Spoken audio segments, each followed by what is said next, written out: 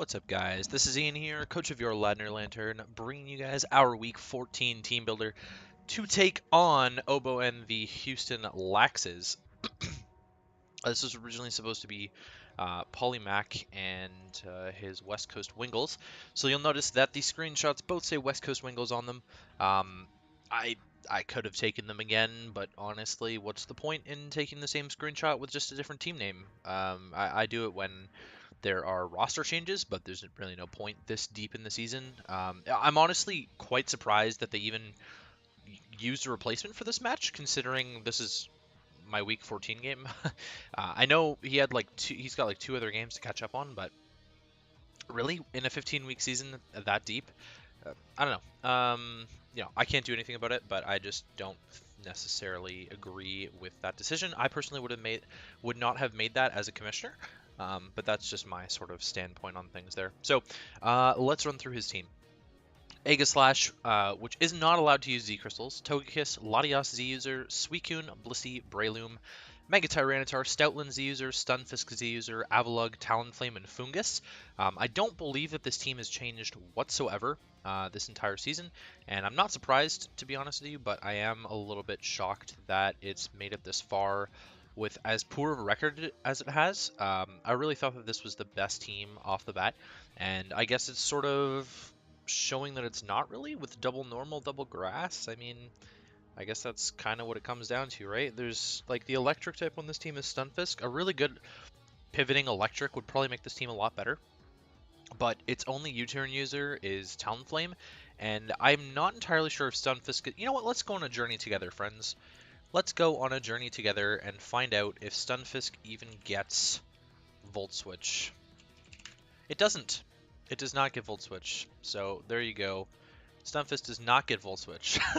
So the only pivot is Talonflame, which, yeah, outside of like Baton Pass Togekiss, I guess, if you're really including that, and like Healing Wish Latias, but that is gaining you momentum and doing something else, which is not necessarily the point. So, anyways, first up on priority options: Aegislash with Shadow Sneak, Latias with Sucker Punch, Breloom with Mach Punch, and that should be it.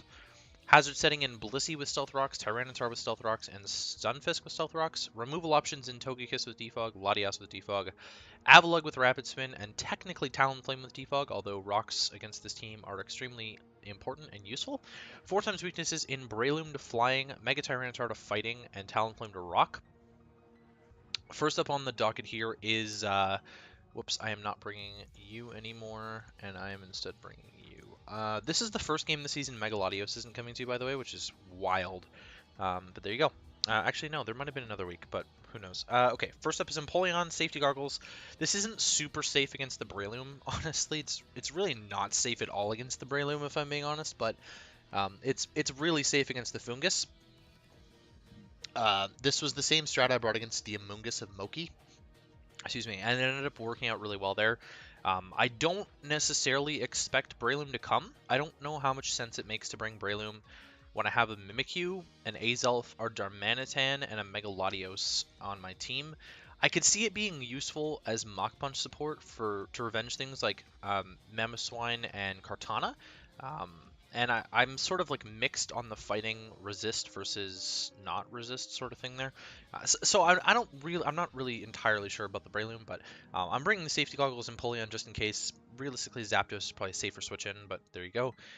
Rocks are very important. I need the chip from Rocks to sort of be able to clean later with my team. Toxic is good to 1v1 things like the Suicune, same with Roar. Excuse me, I'm built to 1v1 the Suicune and potentially Calm Mind Latias as well. And Nasty Plot Togekiss, I guess, as well. Toxic spam is just, like, pretty free against this team. Bar the Blissey, which can obviously natural cure it off. Everything else, and Aegislash as well. But everything else doesn't really appreciate a Toxic, so that's kind of the goal there. Fully Spadef, I mean, really, I'm there to wall the Suicune. I think Suicune's got a pretty decent matchup outside of, like, Kartana Zapdos. I think Suicune kind of walls the rest of the team, so we'll see if he brings it or not. If he doesn't bring it, then this is my dedicated Latias answer, which in and of itself is probably pretty good. It obviously resists the Air Slash from the Togekiss, so that's neat, but Aura Sphere I would expect to come. Zapdos, this set has changed so much. I originally had a Specs Zapdos set because it absolutely obliterated this team with Specs. And then I ended up having to change it because I was like, well, I don't really have any defensive answers to anything. So I'm not going with that, and I have Thunder Wave for the status spam, just like I have with the Empoleon, although I'd really love to Thunder Wave things like Mega T-Tar, Aegislash, Talonflame, Latias, and Breloom. I'd love to Thunder Wave any of those, maybe even the Togekiss. He obviously does have some Clerics on the team, and I'm not super worried about him actually bringing Clerics against me. I don't know. Thunderbolt, really good stab, just beats a lot of stuff. He's obviously got double flying and a water type, so pretty free to just Thunderbolt those things to death. And then Heat Wave is there to beat the Aegislash in theory, beat the Breloom, and beat the Fungus in theory. I should be outspeeding Breloom naturally with this, and so at the very least I can take it to Sash turn 1 with the Heat Wave. And I should be able to one-shot the Fungus depending on his investment. Because I'm modest max special attack, I'm pretty sure it'll one-shot it even through a Violite. And then I've got Roost there for recovery. Enough speed on here for something in particular, though. Suicune. I'm outspeeding Suicune with this speed investment. His speed tiers are really whack. Lots of stuff in the middle 80s to 70s sort of speed tier range. So Zapdos makes it really easy on me, and I can outrun Suicune, which is 15 speed points lower. It means I get to run Modest. Pretty sick. Kartana. I'm bringing Protective Pads Kartana. Why am I bringing Protective Pads Kartana again? Oh, right. For Static from Stunfisk is one thing, as well as Flame Body from Talonflame is another thing. If I ever get in a position where I need to hit the Talonflame, I'll probably have to rely on Smart Strike to hit it, because it's not 4 times resisted. It would only be 2 times resisted, unlike Leaf Blade. But that's the whole idea with Protective Pads Cortana. I thought that it was fairly useful against the Stunfisk if he tried to static me. And Effect Spore Fungus would be a little bit problematic as well. So we avoid all of that altogether with Protective Pads. Just a sub SD set. I can sub pretty freely in front of mons that can't hit me, really. AKA Stoutland without superpower. And if it's, you know, down, then I can sub in front of it. This might be a little bit risky. I don't know how much Blissey can actually do to me, or if he would be willing to stay in with Blissey, but who knows. I'm running out of speed there for the Suicune.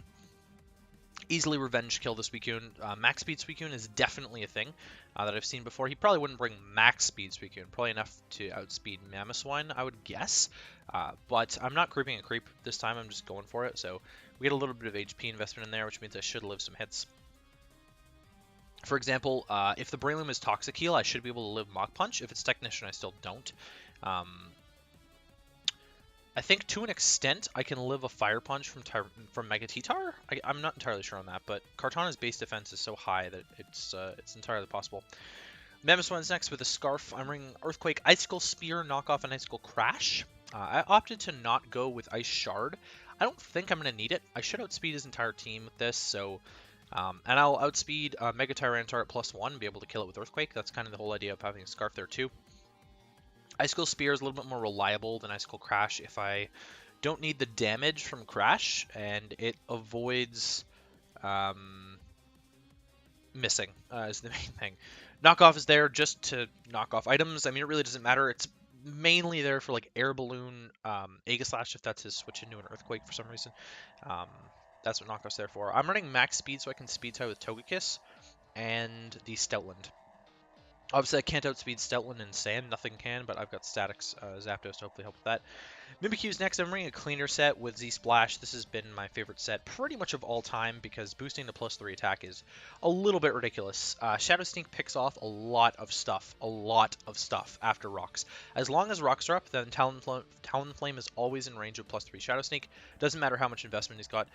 Shadow Sneak is able to pick off the Aegislash from very high health when I'm at +3, and I should outspeed it, although I'm really scared of an Autotomize Aegislash. I'm probably going to try and make it so that I can't get him in that, so that he's never in that position, hopefully.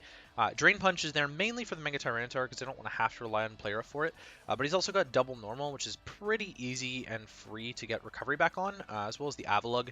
Be nice to get a Drain Punch on that. Obviously, if his Sturdy's up on the Avalugg, then I'm not really... I kind of like die to Avalanche, so another reason why Rocks needs to be up. Player off last move. It's my best way to hit the Latias. I didn't really want to rely on Shadow Claw against double normal, and I don't think I need the Shadow Claw to do more damage, so player off's like kind of a best of both worlds there. Enough speed on the Mimikyu for base 80s. I'm not outspeeding Suicune with this. I'm outspeeding the base 80s with this, which means I get to run Adamant, which is kind of important that I get to run Adamant and get to +3. It's really important for me to be able to run through his team late game. And then Malamar, I'm bringing a Lumberry set on Malamar with Superpower, Night Slash, Rest, and Psycho Cut. So dual stab plus Superpower, so I can boost up a little bit. I've got some special defense investment there because obviously I'm boosting my physical defense with Superpower. I should be in a pretty decent spot after a couple of boosts. I get to boost on things like Blissey for free, or if Blissey switches out, I get to boost on it for free. Whatever comes in, I get to boost on for free.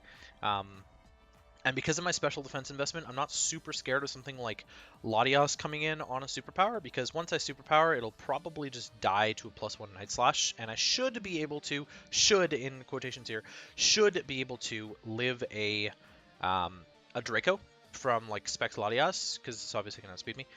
I naturally outspeed mons like Aegislash, so I'm not running any investment, and I'm just going to hopefully be able to blow through it with Night Slash. Obviously, he could switch in Aegislash on a superpower, but I don't know if, like, that's kind of risky against a Dark type to me. So I don't know if I would ever make that play if I was him.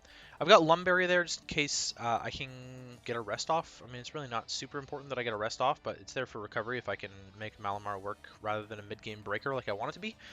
Or I can, you know, heal off a burn Suicune, heal off the Spore from, you know, the 2 Spore mons on this team, or I could heal off the Static or the Flame Body from Talonflame or Stunfisk. That's kind of the idea with the Lumberry there. So that is the team that I'm bringing. Oh, this is random investment, by the way. I didn't calc anything with this. This is just completely random EVs. In terms of what I didn't bring, Mega Latios, it was, like I said, it was originally on the team, just a mono Psyshock set, which got walled by T-Tar, and then Pursuit Trapped by T-Tar. Excuse me. I'm not bringing either of my Psychics for him to be able to Pursuit Trap. It's a very common strategy against me because I love my offensive Psychics, but yeah, I'm not going to let that happen this time. Same thing with Azelf. That's the reason I'm not bringing Azelf, because I did think that Azelf had a decent matchup actually as a Nasty Plot set. I thought a Nasty Plot set really put in a lot of work for Azelf this week, because it can, you know, it can run things like Energy Ball, Shadow Ball, and like Psychic. And it kind of like blew through the team, or Psyshock, and it kind of blew through the team in the Nasty Plot set, like almost entirely actually. It has a really good offensive matchup, and then there are mons that make me wary of running Aegislash, because, or sorry, Azelf, and Aegislash is one of those because of Shadow Sneak picking it off so easily. Darmanitan I thought was a decent revenge killer for the Aegislash, but again, Shadow Sneak's a bitch, and Suicune's a switch in every single time. Darmanitan just felt so hard to pull off for me here, mainly because Stunfisk is just a free switch in for Darmanitan every single time, so I don't know, man. I don't know. Scrafty, I was definitely not bringing Scrafty this week. I just really, it doesn't have a matchup against Breloom, any Breloom team. Especially like an SD Breloom, it's not doing anything. Can't really beat Aegislash because it doesn't have the offensive output to beat it in shield form, and then in regular form, Aegislash just beats it. An Intimidate set could have been fun with like a Safety Goggle with Scrafty maybe over the Empoleon, but I really needed rocks, and I needed Scarf Mammothswine as well, so those were my rockers. And then Azelf, again, the Nasty Plot set was really the only good set this week. I wasn't set on running like a Suicide lead set against a really strong Ghost type. It doesn't make any sense. So that is the team, and hopefully you guys enjoy. This is the second last week. If we win this, then we're in a really good position for playoffs and promotion. If we lose, oh well. I'll sort of figure out the standings and be able to talk more about that in our Week 15 Team Builder, depending on how the standings go. But we do only have 2 more weeks left of the regular season, so hopefully you guys will see me in playoffs. But if not, then keep an eye out for the last coming videos here. There will be, after this, there will be at minimum 4 because of the battle for this week, Team Builder battle next week, and then a season recap. And if I make playoffs, then you guys will see that. So that is going to be from me, guys, and I will catch you guys for the match.